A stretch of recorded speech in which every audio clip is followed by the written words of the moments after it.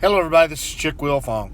Folks keep sending me the link about the 4 Texas hunters that one guy snored, and I kept telling everybody that I knew a true story like that was probably better. And I got to thinking tonight after I posted the one about the hunting accident that I better lay this down before I forget to do it. Back in the mid-90s when I was rodeoing, early to mid-90s, actually, I'm showing my age here.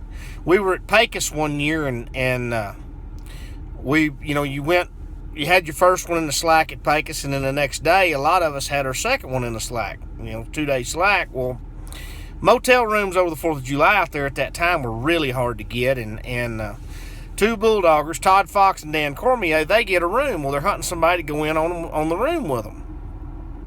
And a good friend of mine, John Price, John's family had money, and John didn't have to win the rodeo. John was a good guy. I mean, he's outstanding manners.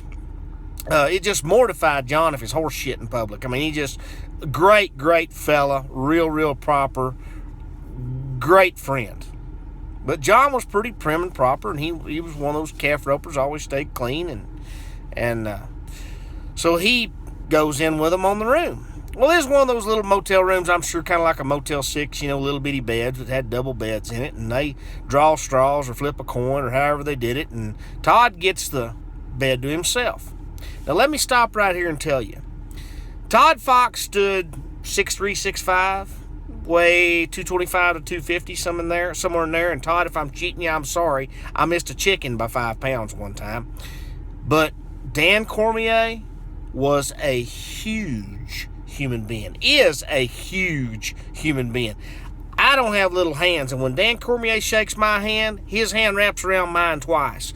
This guy is big enough to burn diesel. He is humongous. Well, so Little John the calf roper and Dan Cormier, they draw the bed together.